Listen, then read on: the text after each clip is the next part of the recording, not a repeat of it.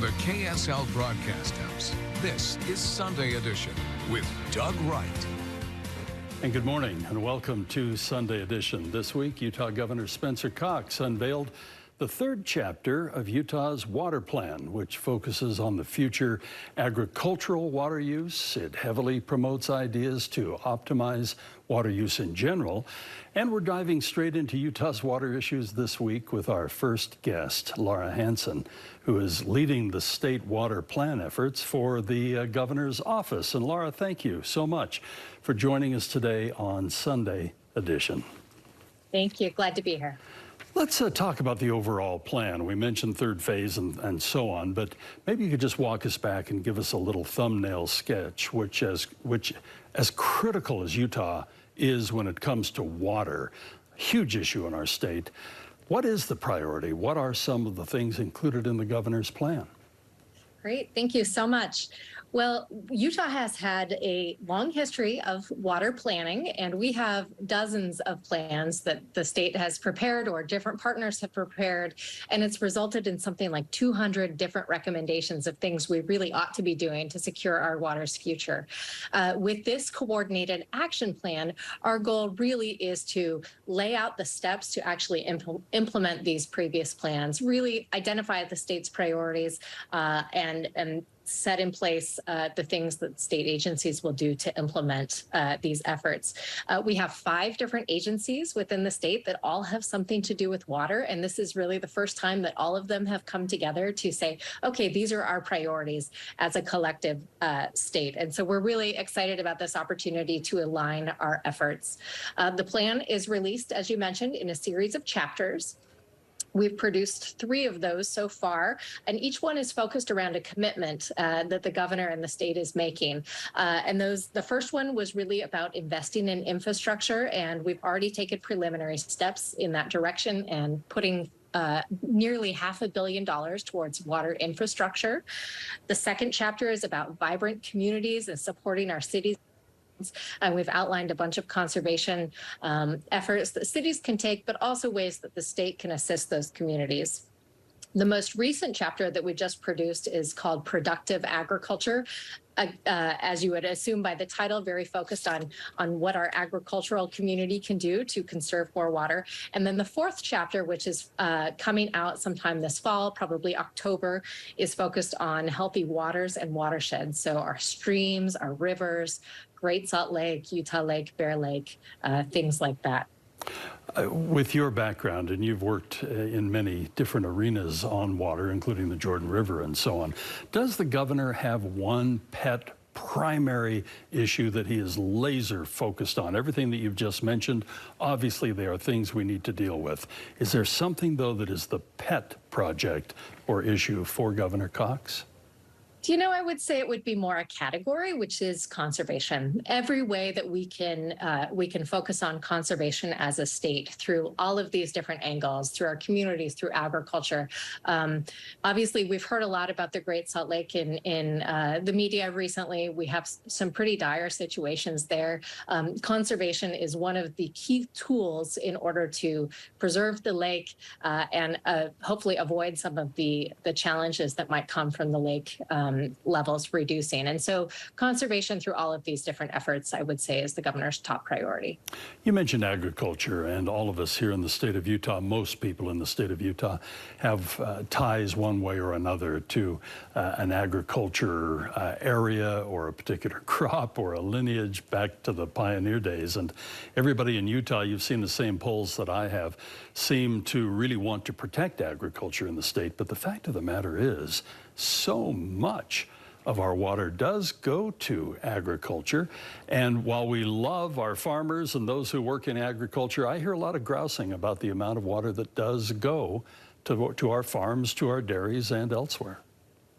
Well, it is true. We estimate between 70 to 75, 80% of Utah's diverted water. So not all water, but the diverted water does go to agriculture.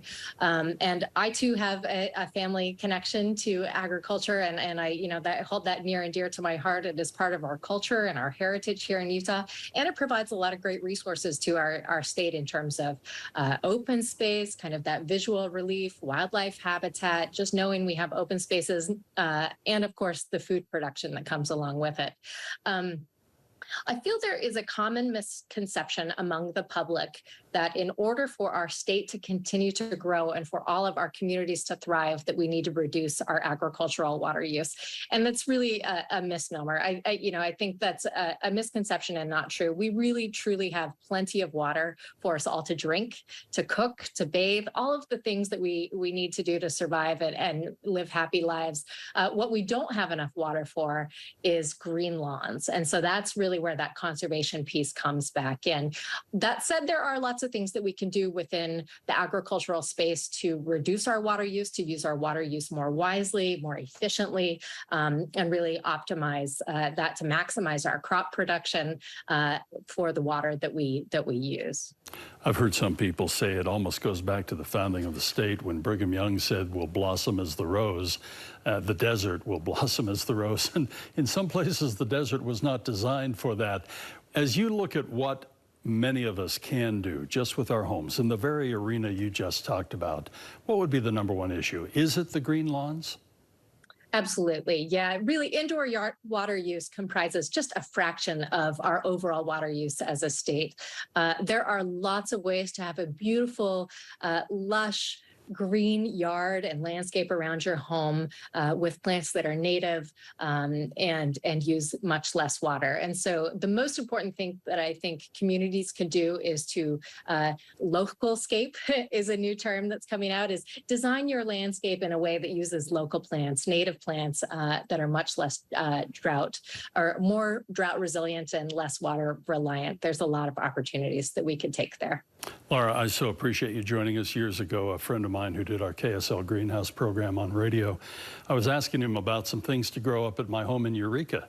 And he looked at me in all seriousness. He said, "Well, what grows there now?" And I said, I listed the things. He goes, "Well, plant those." There you go. And I thought he was being a smart aleck, but he was dead on. Absolutely. He was a prophet indeed. Laura, thank you so much for joining us on the program. Thank you. I appreciate it. Thanks. Much more is coming up on Sunday Edition as we do focus on water. We'll be right back. With our focus today on water and the drought and everything else going on in the state of Utah, my next guest is here to talk about whether or not these conservation efforts are enough to really make an impact and where those impacts might be. Zachary Frankel is the executive director of the environmental nonprofit Utah Rivers Council. And Zachary, what a pleasure to have you here. Thank you. Thank you for having me. I'm honored to be here. With your background and your expertise, maybe I could just ask, in light of everything swirling around us right now regarding the drought and water and climate change and everything else, what is the state of our rivers and streams in Utah? It's a great question. Utah right now, our rivers and streams and lakes are in a crisis because we are 20 years behind our sister states in adopting sustainable water policies that they incorporated into state and local code literally decades ago. And so still to this day, rivers and streams and lakes in Utah do not have a legal right to exist. And that's a problem. Utah's the second driest state in the country, and our rivers and streams are life support systems for the fish and wildlife legacy that we have inherited from previous generations that really every Utahn wants to continue that tradition of passing that legacy on to the next generation. You mentioned we're a little behind the eight ball on this one, especially when it comes to what other states around us have done. What do you hope, and how is our state policy right now? I'm hearing a dialogue that honestly in my entire life I've never heard before. How are we doing? Yeah, there's absolutely no question that Utahns have kind of woken up and realized that our policies on how we protect, or the fact that we do not protect our rivers and lakes is a problem. There's never been a time in my lifetime when I've seen so many Utahns very concerned about both our water policies and the state of our rivers and lakes. So that is the silver lining. There is a lot of public interest in adopting policies to embrace the protection of our rivers, lakes, and streams. Is there a particular policy that resonates with you where we'd see maybe the levels go up? We'd see a stream actually start running again? Yes. So the two biggest problems that we have in Utah around water right now is the lack of protection and the wasteful water use.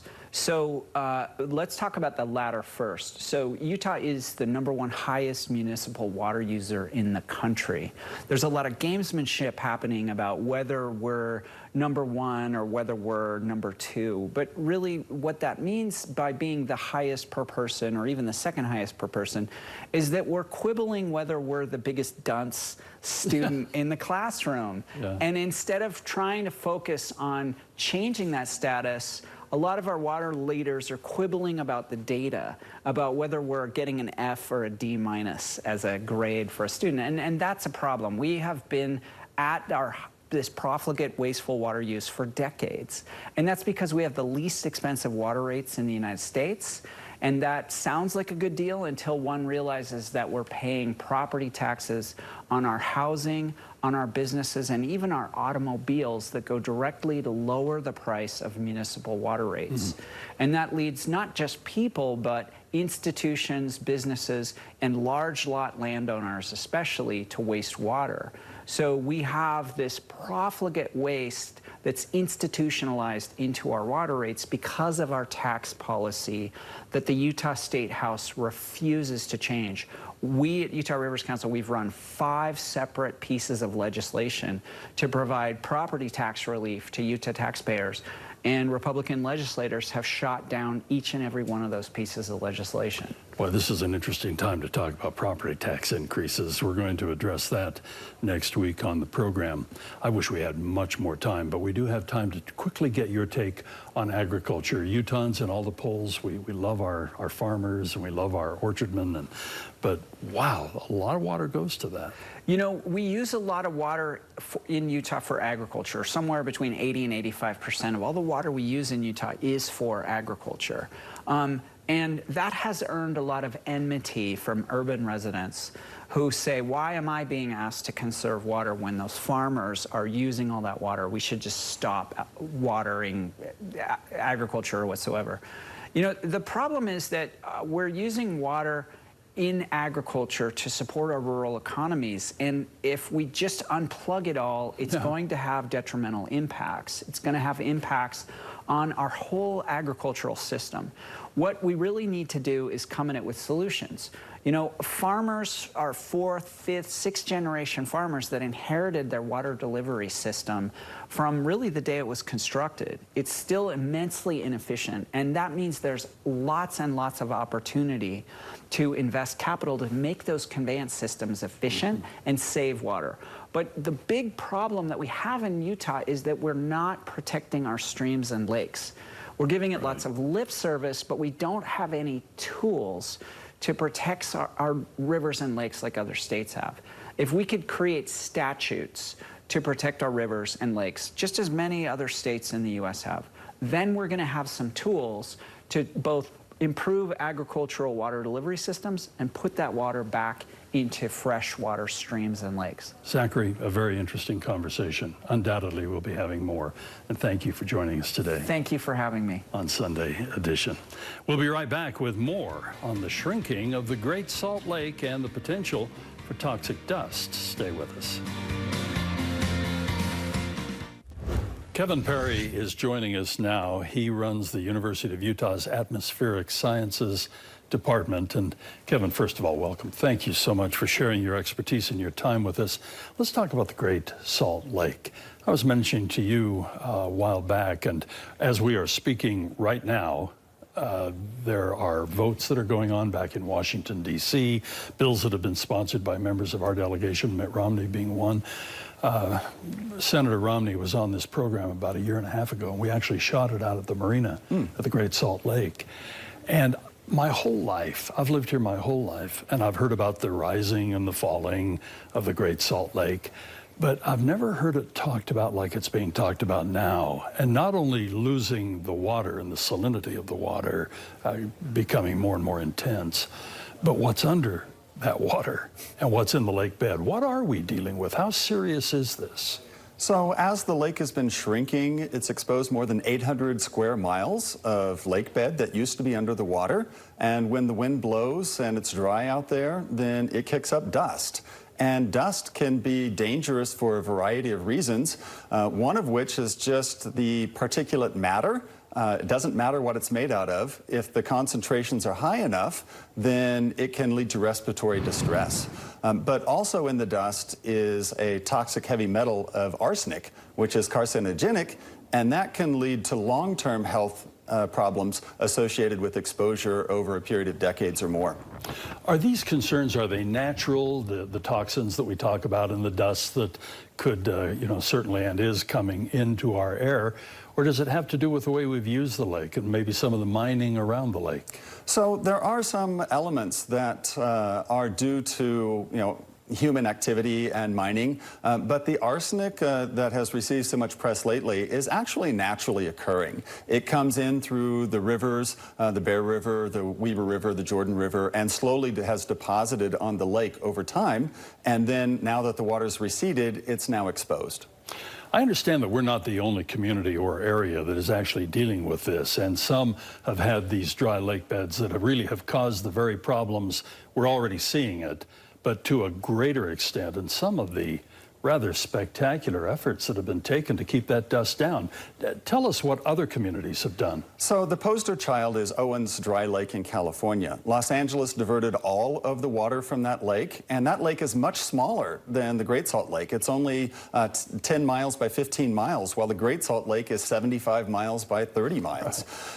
And when that lake became dry, it became the largest dust source in North America, and it continues to be so, even though the residents of Los Angeles have spent more than $2 billion trying everything that they can to prevent the dust coming off the lake, short of putting water back in the lake. I was going to ask about that as they were draining that lake. Did somebody not anticipate that that might be a little side effect? Unfortunately, water is such a precious commodity that the decision was made that it was better financially to dry the lake and to spend billions of dollars trying to mitigate the dust rather than leaving some water in the lake. How do you try to mitigate it? Do you sprinkle it? What do you do? They tried everything. They tried snow fences to slow the wind down. They tried to till it to make the surface rough to slow the wind down. They tried drip irrigation for vegetation. They even put gravel over huge stretches of the thing. And what they determined after $2 billion is that the best solution is to put water back in the lake. Wow. Is it feasible after we become addicted to water? For anybody who's ever studied or read about, I read a book called Colossus several years ago that was all about the building of Lake Mead. And my goodness, the water compact for the Colorado River, how the water was to be dispersed, it's something that is still controversial to this very day. And it seemed like there was just such a grab for the water. There was an addiction to it. Yes, we are definitely addicted to water. Unfortunately, we live in the second driest state in the nation, and we use water like Kentucky. Unfortunately, people try and blame climate change for the lake shrinking, and they try and blame the mega drought for the lake shrinking. But unfortunately, it's our choices that we make every day on how we use the water, because we divert an excessive amount, an unsustainable amount of water away from the lake every year. There have been news stories today as we record this segment, and it talks about the resources that come directly from the lake and the indirect benefits, including our skiing and the great snow that we have that come from the lake. I mean, we're talking billions that the lake is worth to us in one way or the other, direct mineral extraction or just that side benefit. So what do we do? We have to make a conscious decision that the lake is valuable to the residents of Utah, and then we need to basically live within our budget when it comes to water. Water is not an unlimited resource, and we need to allocate a sustainable amount to the lake and then live within our budget.